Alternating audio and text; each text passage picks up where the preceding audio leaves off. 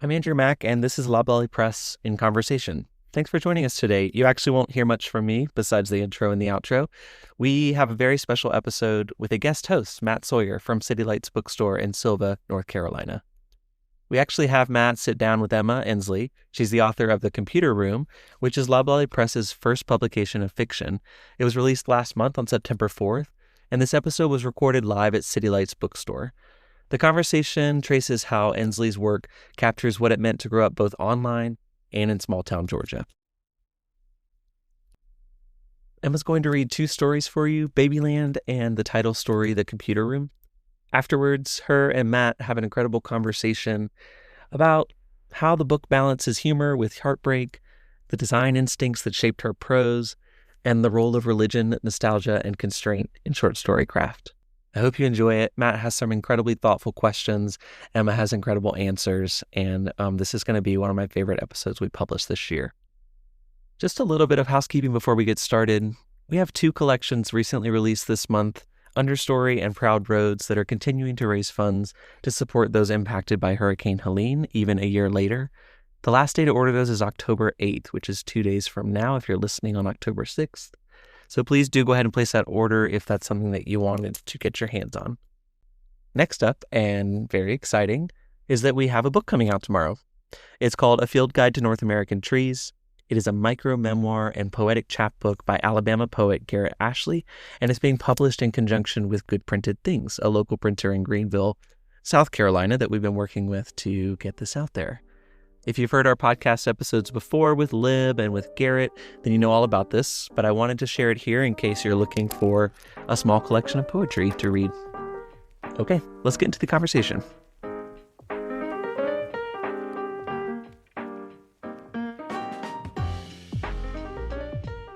All right, so I figure we'll get started. I can't clap because I have this thing, but let's give a round of applause for Emma Ensley and the computer. So Emma is going to read two stories from this collection, but I need to say before this starts, I'm rarely up in this chair because I'm the events coordinator here. So I'm usually standing back there and letting everybody else do their thing. But when I was asked to do this and I read this book, I got so excited because I love this book so much. And I don't lie, I'm religious, okay? There are two short story collections in 2025 that have done a number on me, okay? Like literally the best I've read all year. The Longest Way to Eat a Melon by Jacqueline Zong-Lee Ross, a Sarah Van book, and The Computer Room, my two favorite story collections of the year. Okay, so this book is absolutely phenomenal. You need to buy it.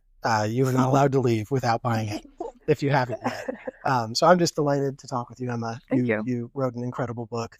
And so we're going to also have time at the end for Q&A as usual and book signing. But I really hope you pay attention to her reading and listen to the answers to these brilliant questions I've devised, because I think you'll learn a thing or two about living and writing. So yeah, let's get started with Emma reading the first story. Yeah. So I'm going to read a story called Babyland. I've actually never read this at a reading before, so I'm really excited to read it. First of all, I'm going to ask, has anyone ever been to the Cabbage Patch Babyland General Hospital in Georgia? Okay, Kate's been. Well, it's a real place, and this is a fiction story about some people that work there. And I also wanted to read this because my book came out Thursday, and I've been on a little tour this weekend to read, and we were in Knoxville on Friday, and Kate and I stopped at the Baked Bean Museum on the way back, and that I'd never been there, but that's a really good roadside attraction, second only to Babyland. All right. Blair lifts her shirt over her head in the front seat of her Volvo and fumbles around in the back for her scrubs. She's hungover and prays it's not obvious, smoothing out her greasy blonde hair, messy from the shirt swap. Her phone buzzes. Nurse Vicky. "You're coming in? Birthday party today." "Fuck," Blair mutters, turning off her car with one hand and slipping a shoe on with the other. She'd almost forgotten. Birthday parties always require extra setup. She weaves through the parking lot, patting the last giant ceramic Cabbage Patch head for luck. "Hey, Emilio," she says, passing by the front desk, twirling her keys around her finger. Emilio is the only Babyland General employee remotely close to her age and the best source of gossip. He's always got a story about some crazy field party or secretly hooking up with football players. He looks up, eyebrows arched. He's been here for an hour already. "You're late again." She turns and puts a finger over her mouth before heading to the back to put on her stethoscope and name tag. "Finally," Nurse Vicky stands. "Let's go." Blair started working at Babyland General early in the summer when all her friends began leaving for college. There aren't a ton of employment options in her tiny North Georgia town. There's the Bojangles down the street and the Party City that she worked at a few summers back. Growing up, her mom always told her she could be a doctor. This was the closest she would get. Nurse Vicky reaches into a cabinet and pulls out the Cabbage Patch-themed paper napkins and plates as she briefs Blair. Marley, turning 6 today. Babyland sees hundreds of kids daily, but birthday parties get special treatment. Backroom access, snacks, punch, and the opportunity to be first in line to adopt the Cabbage Patch doll born that day. $85 for some beady-eyed baby with yarn for hair. Money down the drain. Blair hates kids. She never wanted any of her own, and when she was a junior in high school and saw the white stick in her palm grow a little pink line, she took all her Party City money and got her brother to drive her 45 minutes down the road to Atlanta. "I can't believe they're not allowed to teach us about sex in school, but there's a whole tourist attraction telling kids that babies come from tree roots," Amelia once said to her when they were closing together after a particularly busy day. He was straightening up some cowboy-themed dolls on the shelf. "I can't wait to get out of here." Blair didn't know if he meant Babyland General or North Georgia altogether. She could see him in downtown Atlanta in some skyrise apartment holding a martini. Maybe even New York City performing on Broadway. "Marley," Blair repeats assuredly to Nurse Vicky, setting the napkins down at each tiny spot on the table. Marley and 6 of her friends arrive in smock dresses with bows in their hair. They are a loud bunch, and the shrieks they make when they pick a doll off the shelf makes Blair's headache worsen. Nurse Vicky doesn't seem to mind. Blair watches as she ushers them around the store, gently guiding their sticky hands away from the places they aren't supposed to be and complimenting their shoes and bracelets. "You look 6 years old today," Nurse Vicky says gently to Marley, whose eyes light up. "I am 6 years old today." "There's a birth in 10 minutes at Mother Cabbage," Emilio says theatrically over the loudspeaker. "I repeat, dilation is 8 leaves, all staff on standby." Births happen once an hour on the hour, and are the highlight of most people's trip to Babyland General. By this point, Blair knew the script by heart, but she rarely performed the births, choosing instead to be a support from the sidelines. During a birth, a nurse stands at Mother Cabbage, a giant tree housing 50 Cabbage Patch babies in its roots. The tree's branches are decorated with several little fairies tied to twinkle lights which flash different colors throughout the show. Surrounded by bald heads peeking out from cabbage leaves, the nurse guides the tree through labor. Children guess if the baby is going to be a boy or a girl by chanting, "Pink, pink, pink," or "blue, blue, blue," something Amelia once described as antiquated and disgustingly binary. The tree receives a shot of imagicillin for pain, a term that's becoming a running joke between the employees.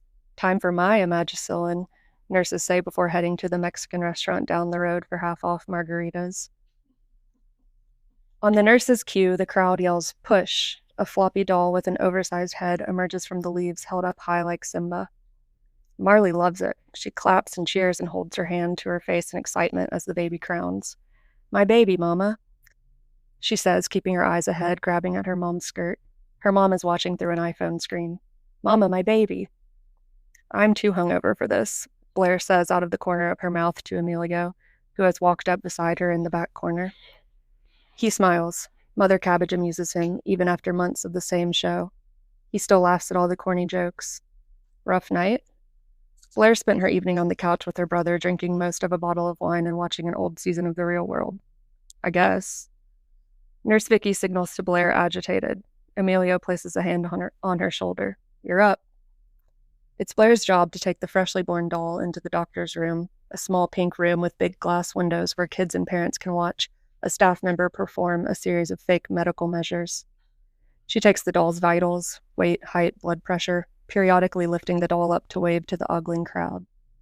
She emerges with a birth certificate and a carrying case for the birthday girl. Marley has chosen the name Kylie Peaches. Once Kylie Peaches is handed over, Marley squeezes her with all her 6-year-old might. My baby. Vicky arrives at Babyland before anyone else, flicking on the overhead lights until fluorescence hums above. Her routine, honed over the years, is a sacred ritual. She starts in the schoolroom, methodically adjusting each doll at its tiny desk. Yarn-haired heads turn toward the oversized cloth teacher propped up at the front. The nursery comes next. She places chubby-cheeked babies into pastel-lined cribs, tucking blankets around them with practiced efficiency. She dusts shelves lined with tiny shoes and bottles. Sometimes, in these quiet moments, Vicky will take a doll and cradle it in the corner rocking chair. She sways back and forth, the weight in her arms a comforting illusion. There. Vicky got married in 1979 and a decade later had given up on ever having children of her own. She tried and tried, but her body never allowed it, and then her husband got sick and priorities changed. For years, Vicky kept the church nursery on Sundays. Muffled hymns drifted in as she watched babies grow, join their parents, get baptized, and return to the nursery with families of their own. There were always new babies to care for. At 8:30, Vicky walks out to the main entrance and sees Emilio arriving, wiping his eyes. He never spoke too much to Vicky, but always showed up right on time and greeted the guests with a level of enthusiasm she appreciated. "Morning," she says, and picks up a stray rubber band next to the sign-in sheet. Birthday party days are Vicky's favorite. The facility feels so lively when a party is taking place, noisy and hopeful. She spends a few minutes sweeping the floor of the party room and putting some pink and yellow cardboard party hats on the Cabbage Patch dolls, setting their bobbing heads upright. She whispers to herself, "Perfect." Emilio sits in his car staring at his phone. There's a text from the football player. "Hey, miss you. Can we talk?" Emilio's thumb hovers over the message. He types out several responses, deleting each one. Finally, he pockets the phone without replying and heads inside. As he walks through the parking lot, he passes the giant Cabbage Patch Kid statues. He pauses, looking at their frozen, cheerful expressions. "Morning," Nurse Vicky says, as he enters, finishing her preparations for the day. "Morning," Emilio responds, forcing a smile. He moves behind the front desk to put on his name tag. He hopes he doesn't look like he's spent the morning crying. He boots up the computer, arranges the sign-in sheets, and prepares for another day of manufactured cheer and make-believe births. As the first customers of the day approach, Emilio takes a final, steadying breath. Showtime. "Hello, welcome to Babyland General Hospital." Emilio is relieved. "If I could have you sign in on this sheet before you head back." His tone is convincing. "That would be lovely." He pushes the sign-in sheet toward the blonde family in matching red seersucker. The kid in the mom's arms is trying to jump out, reaching out toward Emilio. "First time here?" he asks, waving gently at the reaching toddler. "First time," the mom answers, somewhat exasperated. She switches the toddler to her other hip. The older boy, standing next to her leg, looks up at Emilio. "We're going to a football game." "Yes," the mom clarifies, "heading down to Athens this afternoon." Emilio raises his eyebrows. "And you get to stop in here first? What a lucky day." The boy nods, eyeing his oblivious sister. "Dolls are for girls, for babies." As if this place made sense at any age. Emilio bends down, eye level with the boy, and hands him a sticker with a Cabbage Patch head on it. He catches a glimpse of Blair hurrying through the front door, her scrubs wrinkled. He smiles. Dolls are for everyone. After Marley and her friends have had their share of white frosting cake and apple juice, Emilio finds Blair in the break room eating a packet of toasted cheese crackers and scrolling on her phone. She barely looks up. "Will you tell me something good?" Blair says, folding a leg up onto the plastic chair that she's perched in and placing her phone on the table, screen down. "Something juicy?" Emilio cracks a Coke, leaning against stark cabinets. The hostile lighting makes him self-conscious. Are his eyes still puffy? "Nothing to report." He shrugs. Emilio had spent the summer divulging every thrilling detail of his love affair with the high school's star running back. How they exchanged a few flirty texts and then started meeting up in the drama club room during lunch. Their first kiss in the front seat of the athlete's truck. Everything happening in secret, exciting and devastating. Emilio and Blair would pore over text messages searching for hidden meanings. "He's actually so sweet," she said one afternoon in the lobby, holding Emilio's phone. It was open to a small list that the football player had sent Emilio, all the reasons he liked him. Your t-shirts. Blair's face falls. Did something happen? Emilio looks down into his can of Coke. All right, break's over. Nurse Vicky's head appears at the doorway and then disappears just as swiftly. Blair stands up and reaches into a cabinet for a spray bottle of disinfectant and a dish rag. She's not happy with me. Emilio takes another sip of Coke before placing it back in the fridge. They walk out together, Emilio making his way to the loudspeaker at the front to announce yet another birth, and Blair returning to the birthday party room to help Nurse Vicky undo the damage Marley and her friends caused. She's not surprised to find that Nurse Vicky has already done most of the cleanup. Sorry I was late this morning, Blair says quietly, surprising herself with the level of sincerity in her tone. She knows this place is important to Nurse Vicky, more important than it is to her, Emilio, or most of the other staff members. When she first started, rumors were circulating that Nurse Vicky would take dolls home at night. She'd heard that there was a baby nursery next to Nurse Vicky's bedroom, and that she would treat the dolls like real children, changing them into pajamas and waking up in the night to rock them.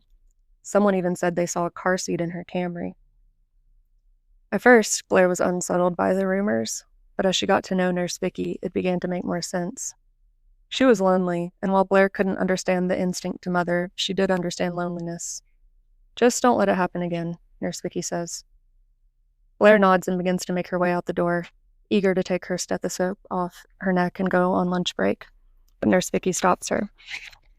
You know, Nurse Vicky says, tracing her finger along the colorful mural on the wall, this place has been around for over 40 years. Her eyes follow her finger. 250,000 people come through the doors each year. Blair knows this spiel from orientation, but doesn't stop her. I was there when it first opened, back when it was still downtown. She looks at Blair, who nods. I had just gotten engaged. Her usual stern expression has transformed into something soft, making her look years younger. We went to the ribbon cutting and he bought me my first Cabbage Patch doll. Xavier signed it himself. All the Cabbage Patch dolls had founder Xavier Roberts' signature on their ass, something that thoroughly disturbed Emilio and Blair. They would joke about getting it tattooed someday once they had left the hospital and had new jobs. You could get my signature and I could get yours, Emilio would say, smacking his own ass. We loved that doll so much, Blair, Nurse Vicky continues. It's one of the few things I have left from him. Blair shifts her weight, unsure how to respond. Nurse Vicky's eyes meet Blair's, and she appears to return to reality. This is a special place whether you think so or not. She doesn't blink, so please just be on time. Blair slumps onto the sun-warmed bench outside Babyland General, unwrapping her sandwich, a measly 2 slices of turkey she had thrown between some bread. She scrolls through Instagram with her spare hand, pausing on a photo of her former lab partner, now beaming in front of ivy-colored brick buildings. First day at Emory, can't believe I'm here, #college life, #new beginnings. She drops her phone into her lap, just as Emilio plops down beside her. What is that? He asks, eyeing her poor excuse of a lunch. Looks awful. She glares up at him. Rough morning, remember? I can pick you up something. Emilio sits down. Blair shakes her head, accepting her shitty sandwich. They sit in silence, watching minivans and SUVs circle the parking lot. Blair's eyes follow a young couple entering the storefront, baby on hip. Her voice drops. God, last year I thought I might have one of those. Emilio looks at her confused. What, a sandwich? She glares at him, then nods towards the retreating family. Oh, shit, Blair, I had no idea. Yeah, well, she crumples her sandwich paper. Crisis averted. Emilio considers placing his hand on Blair's shoulder for comfort, but stops himself. What's going on with you? Blair finally asks. I thought you and football guy were endgame. Emilio lets out a laugh. Yeah, I don't know. Turns out being someone's little secret isn't as romantic as the movies make it seem. He wouldn't even say hi to me in the light of day. Emilio shakes his head. I get it, I do, but I couldn't do it anymore. I want, I don't know, a real life? Whatever that means. A family walks by, leaving with their young daughter, clutching a freshly adopted Cabbage Patch kid to her chest. The parents kneel down to snap pictures of the girl beams. Blair and Emilio exchange a look. Real life. Yeah, Emilio smiles, getting up and heading to his car. Whatever that means. Emilio returns from his lunch break with a greasy paper Bojangles bag filled with exceptionally seasoned fries. For the hangover, he says, sliding the bag toward Blair across the break room table. Oh my God, lifesaver. She immediately takes a handful, hoping the starch and salt will finally do the trick. Emilio glances at his phone, winces at a wall of blue text, and pockets it quickly. Back to it, he sighs, heading toward Mother Cabbage for the afternoon birth. The fluorescent lights flicker as Emilio's finger hovers over the intercom button. He takes a deep breath, closes his eyes for a moment, and then presses down. Dilation is at 8 leaves. His voice echoes through the store. All staff to Mother Cabbage for an imminent birth. Emilio weaves through the gathering crowd, nodding at the excited faces of children tugging on their parents' sleeves and taking his place by Mother Cabbage. Ladies and gentlemen, he begins, his voice quieter than usual. A few heads in the back crane to hear him. Emilio clears his throat and tries again, this time projecting to the back of the crowd. Ladies and gentlemen, boys and girls. A child in the front row giggles and something shifts in Emilio. His posture straightens, his gestures become more expansive. Mother Cabbage is ready to bring another beautiful Cabbage Patch Kid into the world. He reaches for the oversized syringe of Imagicillin, twirling it in his hands like a baton. First, we need to make sure Mother Cabbage is comfortable. Who wants to help me give her some Imagicillin? A forest of small hands shoot up. Emilio picks a shy-looking boy near the back. As the child presses the plunger, Emilio lets out an exaggerated sigh of relief. Ah, much better. Can you feel the magic in the air? The crowd leans in, captivated. Emilio's voice rises and falls dramatically as he narrates the birth. He mimics the contractions of Mother Cabbage, his face contorting in exaggerated pain that has the children both concerned and delighted. It's time to push, Emilio calls out. Everyone, on the count of 3, yell push as loud as you can. 1, 2, 3. The room erupts in a chorus of push. Emilio reaches into Mother Cabbage's roots, his movements deliberate and theatrical. With a flourish, he pulls out a doll, holding it high above his head. It's a girl, he announces as the crowd cheers. Emilio cradles the doll, gently wiping its forehead, and then his own with a cloth. As he hands the doll to Blair for vitals, she gives him a thumbs up, mouthing, "Wow." It was his best performance yet. The last birth ends, and Blair finds herself straightening shelves near the adoption center. Her mind is still on the lunchtime conversation with Emilio. She pushes away worries that she's shared too much. A flash of red catches her eye. A little girl with curly auburn hair, no more than 5 or 6, wanders away from her distracted parents. The child reaches for a doll on a high shelf, her small fingers grasping at air. Blair watches, waiting to see if the parents will notice. They don't. With a sigh, she approaches. Need some help? The girl nods shyly, pointing to a 1996 Olympic-themed doll. Blair reaches for it, but as she does, the girl bumps into the shelf. The doll tumbles down along with several others. Oh, shoot, Blair mutters, dropping to her knees to gather the fallen dolls. The little girl's eyes well up. Hey, accidents happen. Want to help me pick them up? The girl nods, sniffling, and begins carefully placing dolls back on the shelf. Blair watches her small hands move with surprising care. Blair picks up the Olympic doll the girl had been reaching for. She holds it out in front of her and really looks at it for the first time. Its big eyes stare back, its rounded nose slightly askew. Red yarn sprouts from its soft head in unruly curls. Hideous, Blair thinks. But as she looks from the doll to the little girl, she sees something she hadn't before.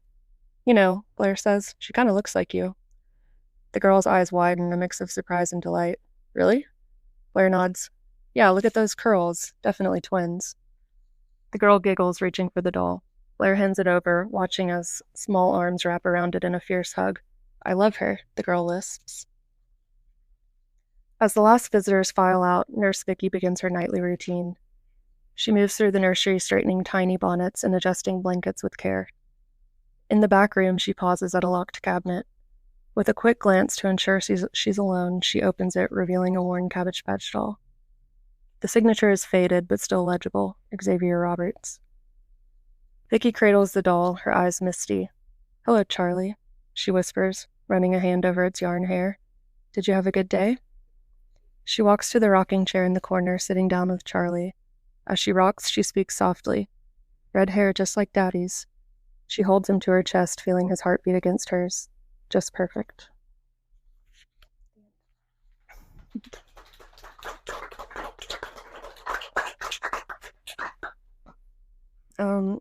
And I'm going to read one more, which is also kind of about an odd birth, but which I'm kind of realizing as I read them together. But this is the title story called The Computer Room. In real life, I'm 8.5 years old, but on babynames.com/message boards, I'm closer to 31. It's summer, and I spend my days at my best friend and next-door neighbor's house, upstairs in her computer room, surrounded by our sleeping bags. Her name is Liz. I love the computer room at Liz's because I love the internet and playing games like The Sims. My family doesn't have a computer yet. Some nights we play The Sims until after midnight because it's summer and we can do that. There's nothing to wake up early for. Liz likes to kill her Sims with indoor fireworks, but I like when mine fall in love and make a baby. We keep the TV on TLC all day because we've decided we're too old for Disney Channel, but nothing else is interesting yet. Liz watches Trading Spaces, where two neighbors swap houses and redecorate a room in each other's homes. She even tried to sign us up on TLC.com, but they never wrote us back. My favorite show is A Baby Story because I like the babies on The Sims so much. In every episode of A Baby Story, a couple is pregnant, gives birth, and then names the baby. I know all about giving birth from watching this show. I know about a C-section and an epidural. I know about breastfeeding. My mom didn't tell me about any of it, but it was easy to figure out from the show. When a Sim gives birth, the computer screen zooms in on her, even if you're far away doing something else with another Sim. She waves her hand around and makes a concerned expression. She kind of spins into a cloud of pixels and suddenly is holding a baby. You have to buy the baby a crib and stuff, because if the Sim doesn't have one, it'll put the baby on the floor. And if you do that enough times, someone will come and take the baby away, and then your Sim becomes depressed, which is really hard to come back from without using a cheat code. Liz uses cheat codes all the time, but I try to play The Sims honestly. After Liz shows me TLC.com from when we tried to sign up for Trading Spaces, I go look at A Baby Stories page. You can click on all the couples and see a photo of their baby now. Most of the babies are just a little bit older, sitting up and stuff like that. I see one from an episode I just watched. The baby is named Mackenzie, which I think is just beautiful. I've never heard of anyone with such a pretty name. I close out of TLC.com, returning to the homepage, and type into the search bar baby names, using just my index fingers. I learned that the name Mackenzie means son of Kenneth. Ew, who is Kenneth? My mom works all day in the summer, which is why I spend so much time at Liz's house. Liz has an older brother who is home for the summer too, but who is old enough to watch us. He doesn't though, he just plays Nintendo in his room. While Liz makes frozen tater tots in the oven for our lunch, I look up more baby names. My own name means smart, which I like. Liz's means God's promise, which makes me think about rainbows. I learned in Sunday school that those have the same meaning, God's promise. My Sim is pregnant again because I made her woohoo in the heart-shaped hot tub 9 times in a row, until her sleep bar was so low she had to take a nap and missed her job at the newspaper. What are you going to name it? Liz asks me, hopping around on the couch behind the computer holding a soda. A big plate of tater tots covered in ketchup sits on the carpet in front of her. This question gives me a feeling of responsibility, now that I'm becoming somewhat of a name expert. I make an account on babynames.com, mom of 4 expecting. I act like I'm a Sim, or maybe like I'm on TLC's A Baby Story, like I have a real big belly of my own. Hello, namers. I am a mom of 4 and I am pregnant again. I do not know if it is a boy or a girl, but we hope girl. The others are named Allie, Kayla, Lance, after Lance Bass, and Carly. What should I name the new baby? I type all that out and read it back over to make sure I sound like a real adult woman who is responsible enough to have 4 children, a loving husband, and a computer of her own. I hit send while Liz jumps around behind me, licking ketchup off her fingers. Liz and I once pretended to be her brother in his AOL messages. We sent the same message to his whole buddy list, just saying, "What's up?" Some people answered and we giggled about it, but she got too nervous to keep it up. It's dishonest, Liz said, which I thought was funny given how many cheat codes she uses. I print off lists of names in order of their popularity, which is something I find on babynames.com and is something that fascinates me. I think it's fun to memorize them, and it makes me feel smart like my own name implies. The number one name in 1992, the year I was born, was Ashley. I know 6 of them. I'm number 211, which is pretty unique. Names are boring, Liz says, picking up the throw pillows on the couch and tossing them to the side. Can we play Trading Spaces again? We play Trading Spaces by having one of us cover our eyes while the other rearranges the computer room. Liz likes to print photos of the Backstreet Boys straight from Yahoo Images and tape them up on the walls. Surprise, she says when I open my eyes, revealing a new photo of Nick Carter and a different arrangement of pillows. This time they were stacked one on top of the other in the middle of the couch. It's beautiful, I say, doing my best to act so surprised. I love it in here. My sim gets more and more pregnant, even though I'm trying hard to not fast forward the time, even when they're all sleeping. I log back into babynames.com to see what all the other moms think of my big naming dilemma. Alderman Family 07. Haley for a girl and Bryce for a boy. J. Thomas 80.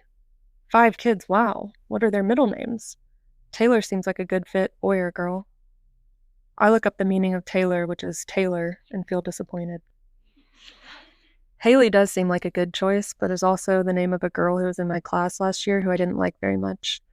She was always the first one to get to the swings at recess and would sit in the middle swing holding onto the ropes of the 2 on either side, saving them for her best friends. This never seemed very fair to me and also meant that I could never go on the swings. I couldn't name my sim baby after a person like that. Mom of twins says, I can't believe you named your baby after Lance Bass. I tell Liz that I didn't get very many good suggestions on the website, and she says, move over. I roll away from the keyboard, and she takes my place, standing up in front of it with a wild look in her eyes. She clicks new post from my account and types, help, urgent, in labor right now. Need a name right now, nothing dumb. I gasp and then giggle as she hits send. Get off the internet, I need to call Cam, Liz's brother yells from down the hall. Who's Cam? I ask as I disconnect, clearing the phone lines. Liz rolls her eyes. My brother's dumb friend. She powers down the computer. They started a dumb band together. Liz, he yells again. We're offline, she yells back, even louder. I wince. Liz falls to the floor dramatically, spreading her arms out like a snow angel. I'm bored. Between TLC episodes, home improvements to the computer room, and lengthy sessions of The Sims, Liz and I don't usually have a lot of time for much else. Well, maybe I should go home, I suggest reluctantly.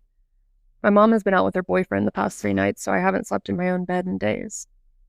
Liz sits up. No, she grabs my wrist. We need to get back online and see if anyone has replied. We're in labor. I think about my sim family, frozen somewhere in time. It really wasn't urgent at all. The baby wasn't growing without the computer on. Plus, we'd saved the game. Everything would be just as it was whenever Liz's brother was off the phone and we could get back on. Liz throws me my shoes and slips on her own jelly sandals. Let's walk to the library. The library is just a couple of blocks from where Liz and I live. I used to go a lot as a younger kid, back when my mom didn't work so much and didn't have a boyfriend. She would take me and Liz to story time and let us each check out a book. When the library got their computers, my mom would take me with her to print out her resumes and look at her Match.com profile. I loved to sit in her lap while she scrolled and scrolled. Liz and I walk into the library. It's dimly lit and smells old but familiar. We need a computer, Liz says confidently to the lady at the front desk, with the big gold glasses and a curly too-short haircut. I'm sorry, girls, but the computers are only for 12 and up. She tilts her chin down and looks at us over the top of her glasses. Unless you have an adult with you. Liz frowns. You're an adult, aren't you? I wish the library was like the babynames.com website where I could be 31 if I needed to be. I'm sorry, the woman says, turning around to put some little white slips in some books. Come back with a parent. Liz and I exchange disappointed glances. Do you have any books on baby names? I ask, knowing that the books are for everyone, even if you're only 8. The librarian looks confused, but starts typing into her monitor. Yes, I believe so. Clack, clack, clack. Aisle 7 in resources. I check out 2 books and sit with Liz on the sidewalk, flipping through them. I want my sim to have a name that means beautiful, I say, turning the page. The book is old and faded, resting awkwardly on my knees, or loved. Sweat starts to bead around Liz's forehead. She closes the book for me and says, I'm hungry. We fish around in our pockets for some change and decide to get Slurpees on the way home. The guy at the gas station on the corner is familiar with us and will take whatever change we have. This is a benefit of being 8 years old. We slam the screen door to Liz's house and kick off our shoes, tired from the walk and the summer heat, but beginning to feel the rush of the sugar from the drinks. Liz's brother emerges from his room in basketball shorts and no shirt. He always looks like he just woke up. "Your mom called," he says to me, running his hand through his mess of hair. "She wants you to stay here again tonight." I try and hide my disappointment. "We can play The Sims," Liz offers, even though I know she's getting tired of it. She reaches for the library book in my hand. "Let's pick out the name for the baby." Liz's brother mutters something about us being so weird and retreats to his room. I've never seen the inside of his bedroom, but I imagine that it's dark and full of posters of the bands he likes. I'd guess that there are shirts in there, even though I've never seen them. My sim is going to give birth at any moment, and the moms on the babynames.com message board still haven't come up with anything good. Liz and I sift through our replies, which are mostly just people expressing concern and wondering how we were able to use the internet while in labor. The last reply is from Dancer Mom 27, who says, "I wonder if I'm too late. Have you considered Rose? Please let us know what you decide." Rose. I say it out loud. Rose. It's so simple. I know the meaning without even having to look it up. Allie, Kayla, Lance Jr., Carly, and Rose. My sim lifts her hand in the air before grabbing at her pixelated belly. "It's happening," I whisper. Liz takes a sip of her Slurpee, sucking up mostly air and the last dribbles of cherry syrup. She runs over to the computer screen. A blue box pops up, pausing the game. "Congrats, it's a girl." I'm prompted to type in the name, so I carefully press the R, followed by the O, the S, the E, Baby Rose. I make a small vow in my mind to love and care for Rose as best I can. When my sim makes enough money at her newspaper job, maybe Rose could even have a room of her own, away from all these siblings. I begin to understand why Liz uses cheat codes to get more money. I want to give Rose everything. "She's beautiful," I say to Liz, even though all sim babies look the same until they eventually morph into toddlers. My sim is ecstatic. Her happiness levels are sky high, even though she hasn't showered in a while and needs to eat lunch. She rocks Baby Rose in her arms as plus signs fly out from atop her head. I make sure to hit save just in case. "Happy birthday, Rose," Liz says, springing up onto the couch with her empty Slurpee cup. She does one jump into the air and lands seated, crisscross style. "Do you want to watch a movie?" I nod and head to the bathroom full of Slurpee. When I return to the computer room, flicking sink water off my hands, Liz is printing out pictures of roses to hang up on the wall.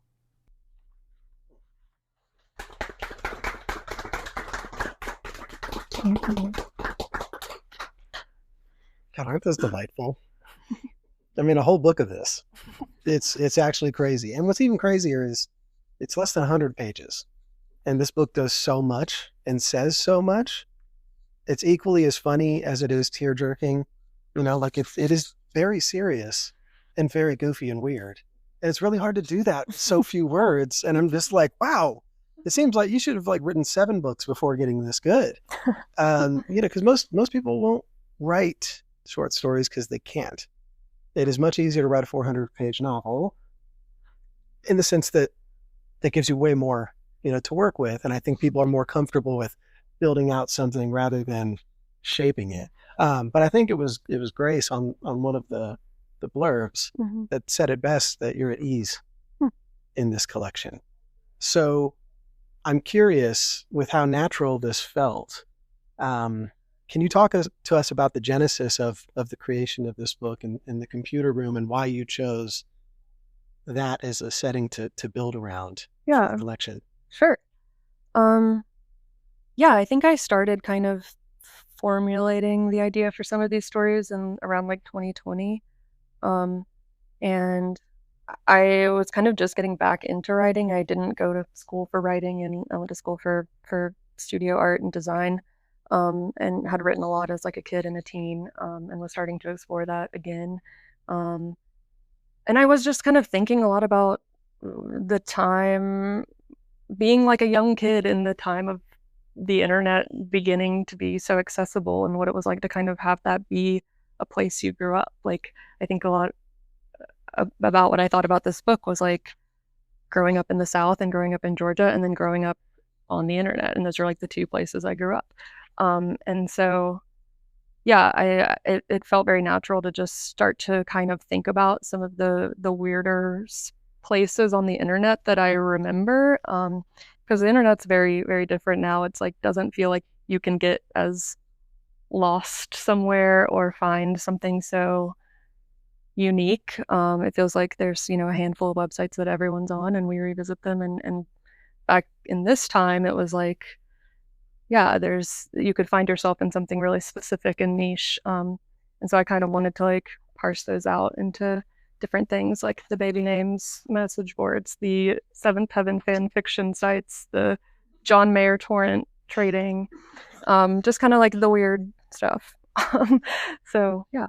Yeah, I'm glad you brought up the Seventh Heaven message board, because that was one of my favorite stories I've ever read. And I grew up in the 90s. We were both born in 91. So if you are a 90s baby, this book is it hits home so deep. And we grew up also off of I-75 in towns that are really nothing to anybody except the people that live there. But I was in Ohio, raised as a Catholic. Emma in Georgia, carpet capital of America, I learned, of Dalton, Georgia. But yeah, so there was like this boredom and longing, and the internet was a place that you could seek and explore, and it really like took you away. But can you talk about, you said you went to the Wayback Machine to get some of these references, but really this is like a museum, a repository of being a 90s child. There's so many references, Napster. The story that I'm referencing, listen to these topics: Bush or Kerry? Is anyone a Christian? With anyone, like any, and then the number one.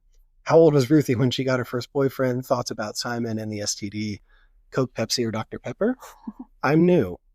If you were stuck on a deserted island, which guy off Seventh Heaven would you want to save you? Terry Schiavo. And that's actually where I spit. I had tea go through my nose on my laptop, which is back there, and there's still a stain on the speakers. I might have ruined them, so thank you for that. And then happy B-Day, Jessica Biel. So you can talk about the process of putting in these cultural references and what you drew from to make, because it makes it so real and so funny to have these brought back. Yeah. So for this story in particular, the Wayback Machine was super helpful. And if you don't know what that is, it's a website where you can type in any web address, and if someone has like documented or screenshotted it at a certain time, it goes into this archive and you can pull certain, like what it looked like. You can't actually click around, but you see a screenshot from different years. So I was actually able to find the Seventh Heaven message boards in 2004 and see a couple of like home pages, and that's where I got Terry Schiavo from, because I'm like, oh, this was happening at the same time, or like how election focused it was. And yeah, I pulled some usernames from there. And yeah, I think it all helped it feel really real. And there is a character that I remember, Heaven No 7, in the book, and I had that one in my brain from memory, and then I actually saw her name on the Wayback Machine, so it was cool. Wow, I love it. So you mentioned you didn't go to school for writing. You're a designer and a painter. I'm really upset. I should have looked at the Wayback Machine for Babe Soda. This website that Emma used to have. It was right, featuring different kinds of artists? Yeah, it was kind of like an online literary and art. Yeah, and music. I would have loved to see that. But like I said, you're really skilled at writing the short story. So I'm curious if there are any influences as writers, or maybe even being a designer and a painter, like how that helped you get better at writing short stories and being able to communicate so much in so few words. Yeah. I think design definitely has a parallel there. I mean, I think I like writing a short story so much because I like a confined space and like rules and like parameters kind of. And obviously you can do whatever you want with a short story, but there's something to having to get it across in a certain amount of time. And with like design, there's a lot of, you're following some some rules or formats. I've also been thinking a lot about plays and playwrights and being inspired by them. I think that's kind of like another form of storytelling that has this obvious constraint where you maybe get one setting or two, but you're kind of keeping everything to this space and having to figure out how to tell the whole story in the same place. And so, yeah, I think there's like a lot of playwrights I was reading when I was writing stories, and I think just the kind of like brevity you have to have with some of that stuff came into play. So I'm glad you picked the 2 stories to read that you did, because one of the things I wrote down was lots of baby stuff. Yeah, particularly in the 2 I just read. And Babyland specifically, I found out, is a real place in Cleveland, Georgia, which I now definitely intend to go to. As weird as that might be. I'll have to find a way to make it look less weird. But I'm curious about the 2 out of 13 stories deal with childbirth, fake childbirths. But then in those stories, there's so much more going on. So I'm curious about the choice to have 2 rather significant stories centered on babies. Yeah, I think it's a good question. I mean, I'm reading those back, I'm like, whoa, these are like really intense birth scenes in both of these, but it's not real. But I think that's like what it's like to be a kid. Like I felt like really, there's like dolls and things, and there's like this idea of a kid being interested in mothering, but then it's like, what if you're just really interested in The Sims and like finding the perfect name for your Sim baby? I don't know. It feels like an expansion of like what is like a traditional kid interest. And I also just think the concept of Babyland is so strange, especially in like the line that Emilio says about abstinence-only education. And then there's this whole thing where Cabbage Patch babies are being born from a tree, and it's like confusing messages there. So I kind of wanted to think about that and how. And same with the character in the computer room story, like she's not hearing about birth from her mom, she's learning it from TLC shows and things like that. And so I kind of wanted to explore that like kind of time where you're trying to figure out, wait, what is this and why is no one telling me what's true? Yeah. And thinking about the line between real and unreal, I think what this story collection does a really interesting job of is taking, at the beginning, it's like you're using the internet, right? So like for 90s children, even I showed Arlie, who's 22, that works here, the dial-up noise, right? Like you could torture prisoners of war with that thing if you turned it up loud enough and played it long enough. So it starts with children using the internet, and that being like so you're in control of it, it feels like. And then by the time you get to the cave story where these 2 people get married and end up moving into a cave. So it's a young woman, when she's a child, she's the daughter of an influencer, but she herself didn't use the internet, wasn't allowed to have an iPad. So then you're like a victim of the internet from someone who theoretically grew up using the internet. So it's like this really interesting circle where then they end up in a cave and drawing cave paintings. And not to get too deep into the there, you need to read the book. It's an incredible story. But there was a lot of moments in these stories that felt like the early beginnings of what now we complain about a lot with digital culture. And this one, this passage or this paragraph hit the most. I liked watching Thick Fish. It was this band that character's brother had. I liked watching Thick Fish practice because it made me feel like I was in some behind-the-scenes music documentary on VH1. Like I was watching something really special happen. It made me think that maybe someday I'd be interviewed about Thick Fish's early days, and I could say something like, I knew they were going to make it, or they always had that special something. I'd be a real Thick Fish expert. But that really made me sad because I remember that feeling, and I still have it now when I'm like not plugged into my phone. And you even say it in the epilogue that you, or no, it was in the 30-day song challenge. Yeah. Song that feels like no. Yeah. Dang, I didn't write that one down. I wish I did. But that there was a song that you would want to play, that you'd want to see that band live, but then you'd be deciding, do I want to record it or live in the moment? And you do neither. because you couldn't decide. All that's to say is there's this beginnings of the divide, the fragmentation between real and unreal, and actually paying attention and being in the world and not.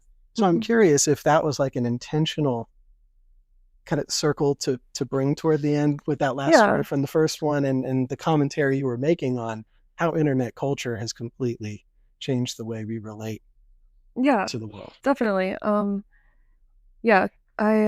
I feel like Cave Girl, and then also You're Such an Inspiration kind of has like a darker side of the internet, whereas like some of the earlier like younger kid ones are like opening up this whole world for them. And then You're Such an Inspiration is about like eating disorder recovery blog competition, and then Cave Girl follows that, which is about like being the child of an influencer. So I don't know, I definitely didn't want it to go into like the internet is bad, because that's obviously not how I feel. I love it. I'm a big fan of the internet.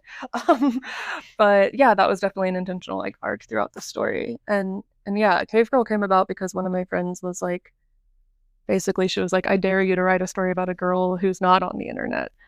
And so I started thinking about what that might look like. And ultimately it's a girl who was, exploited by the internet, but did not have access to it herself and completely shunned it away at the end.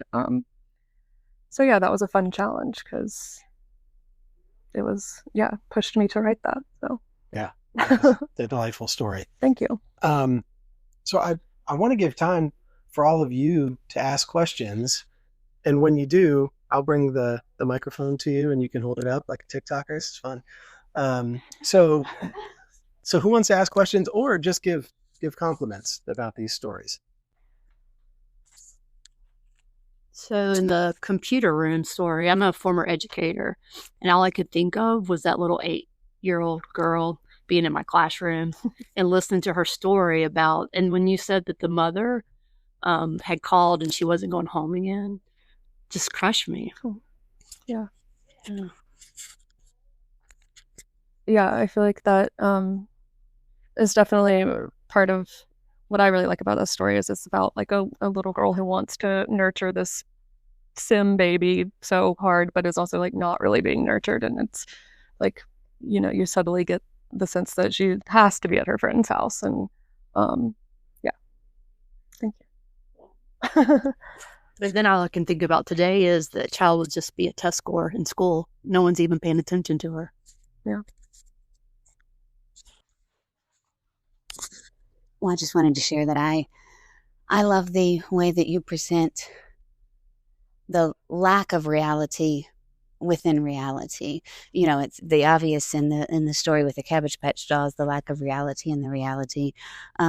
But you present it very authentically. Like I came in on that story and I'm listening to your story of the Cabbage Patch dolls, and I hear it as someone who lived through both the time that they started and the time that you're speaking of. Mm-hmm.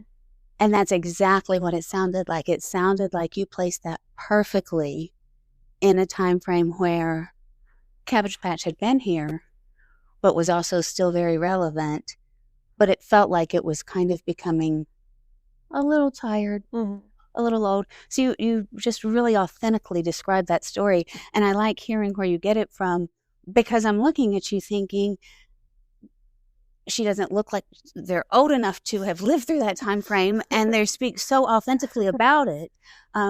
So yeah, compliments to that. It makes it very, very interesting story. Thank you. Absolutely. Well, I do want to ask, just like personally, what do you miss most about growing up on the internet? Like, what are some things that you feel like were so special and unique to that era? Because I feel like you're much more of an internet person than I am. I was kind of like there, but not in it, Yeah. So is there anything specific you'd like to highlight where you're like, man, that was awesome?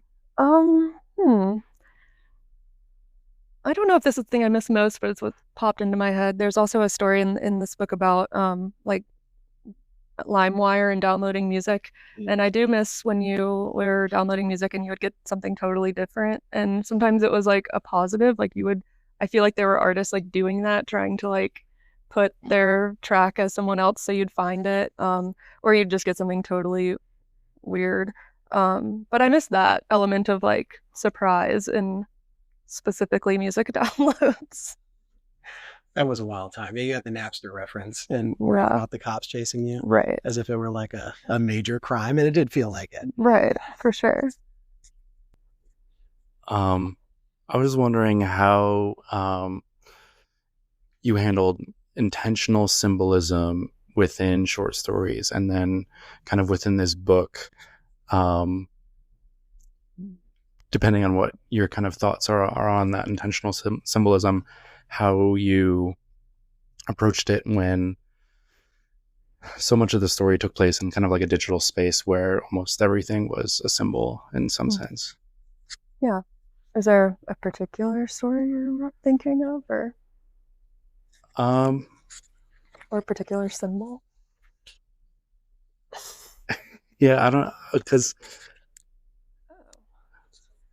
I had just kind of heard that like intentional symbolism is a like key tenet of the short story art form, and I know a lot of writers kind of don't try and intentionally create symbols, and I just wanted to kind of hear your...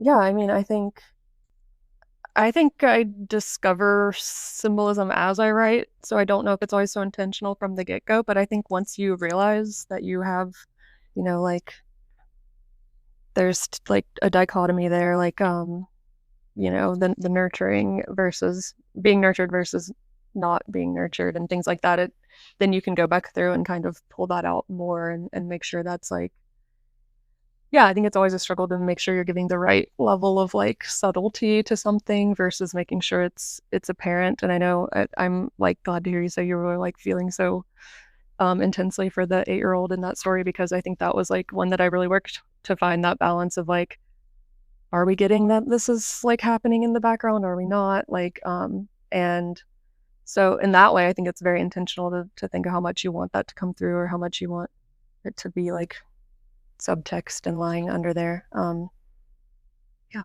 that answer. Okay. Just wondering if you can talk about the audio zine. Yes. Thanks, Kate. Yeah, so I think I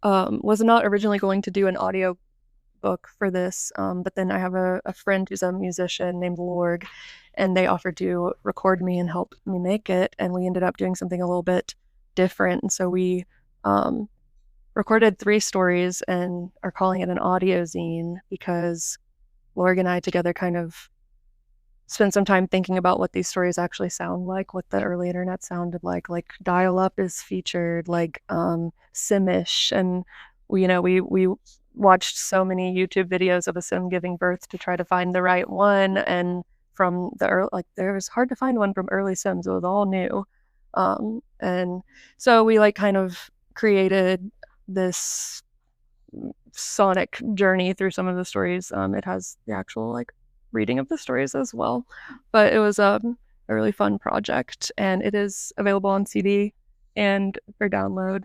And yeah, I think it's really fun to think about what your book sounds like. Well, I have one more if you don't mind. Sure. Because this came up when I was reading it. This particular scene stuck with me. So again, writing fan fiction about seventh heaven, but the character knows that I can make up anything except what happens in the Bible. So her friend goes on a mission trip over spring break to Jamaica. Mm-hmm. Is that right? Mm-hmm. And this child is devastated, obviously, that she can't go because her mom won't let her. So then she goes on to the seventh heaven chat room, and you can create fan fiction. And so she starts creating these stories and starts with the characters. But once you get to the fact that, like, yeah, someone already wrote the Bible, I can't do it myself. I mean, you theoretically could.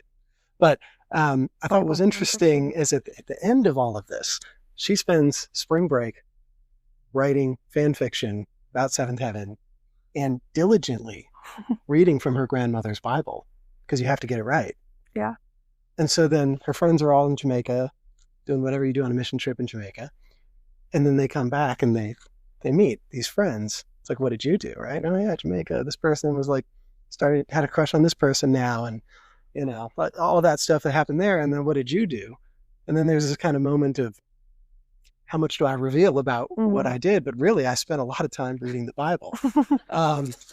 Right. And then because they're on a mission trip, theoretically, that should be religious. Yeah. But at the end, it's Tess glanced at her computer, still open to the WB.com, and to her pages of replies. She thought about her grandmother's old Bible, down the hall in her bedroom, still smelling of fresh highlighter, and wondered if Grace and the others read the Bible while they were in Jamaica, or if the point was to get a tan and a boyfriend. Now, this was really the only more direct commentary on religion in the book. But, the county you grew up in is named after George Whitefield. And if anybody doesn't know, George Whitefield was like the first celebrity, like the Taylor Swift of Great Awakening ministers who came from England. And Georgia is where he landed, although never was in Dalton. But Whitefield County is named after this person who, compared to my Catholic upbringing, was insane. Right? Not subdued. I mean, he was crazy, lazy eye. Like Benjamin Franklin was even, who is this guy getting like tens of thousands of people to come out? So I'm curious how growing up in that religious Presbyterian was, and you even make reference to that in the epilogue, how that upbringing in Georgia and that religion influenced how you wrote the book. Yeah. Well, for that story in particular, yeah, it kind of came from a couple of places. I definitely was writing Seventh Heaven fan fiction as a child, so that part is related to me. But then my spouse, Kate, moved to Raleigh in 8th grade, and we've had conversations about, like, from Connecticut, and we've had conversations about kind of that culture shock for Kate and how, like, youth group was where all the cool girls were, and, like, being, like, really, like, showing off your Christianity in a certain way was, like, a status thing. And I definitely, like, experienced that too in Georgia, but hadn't really ever had the contrast of coming into that in middle school. So I was thinking a lot about Kate in writing this about Tess, and, like, what it would be like to be in middle school and be like, oh, I need to be Christian to be cool, or, like, I want to go on the mission trip, but I'm not allowed. Or yes, Kate was a Unitarian. Wow. Yes. So that's so thank you, Kate, for that inspiration. But I also grew up with very like, liberal parents in a very conservative area, and my mom would not let me go on mission trips because she would say there are people you need to help here first, and she was very critical of things like that. So some of that was a different experience that I was having from a lot of my peers. But yeah, I think there's just, like, a lot of complicated dynamics in religion, of course, but then also, like, a middle school youth group and that sort of, like, world that so many of us experienced or came into, and were like, what is going on? So it's interesting now, like, passively participating. Like, I don't have TikTok or Twitter. I have Instagram, but not even a personal one. And just seeing how much that culture in the South is presented as, like, the aesthetic you're trying to achieve. Like, there's an actual Christian, like, Fall Girls aesthetic that is, like, maybe disappearing now. I don't know. I don't pay enough attention to, but it's like, really, they're selling it. Like, this is how you are part of the dominant culture. So I just felt like that was an important thing to address because it was one of my favorite moments in the book, that particular paragraph. So do we have any last questions or thoughts? Okay, one more. I'll just say quickly, after this conversation, I'm very eager to get home and get started reading the book. And I'm curious if you want to share any of the throwback topics that didn't make the cut here. And is there any chance there would be a sequel with some of those that didn't make the cut? Like, I'm specifically thinking MySpace. But, yeah. Yeah, there is not really, like, there's a little reference to MySpace in one of the stories, but yeah, there's definitely more that could be done with MySpace for sure. I have been thinking about that lately, just, like, what are some other places that we missed? I mean, you were talking earlier about a show you watched where you would get on after the show and, like, chat with people, and I remember that specifically for the OC, this one website, and so I was thinking, man, I should have thought about that a little more. So maybe so.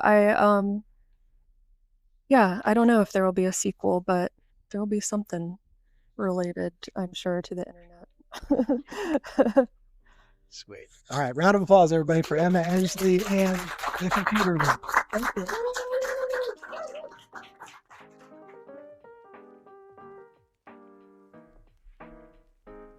Thank you for listening to Loblolly Press and Conversation. This episode was produced, edited, and mastered by me, Andrew Mack, from my home in Asheville, North Carolina.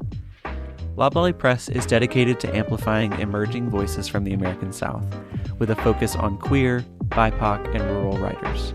To learn more about our books, our authors, and what's coming next, head to loblollypress.com and subscribe to our newsletter.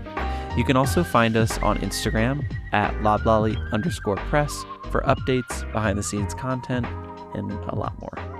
If you like this episode, please do consider leaving a review or sharing it with a friend. It really helps us keep going and supports the writers we believe in.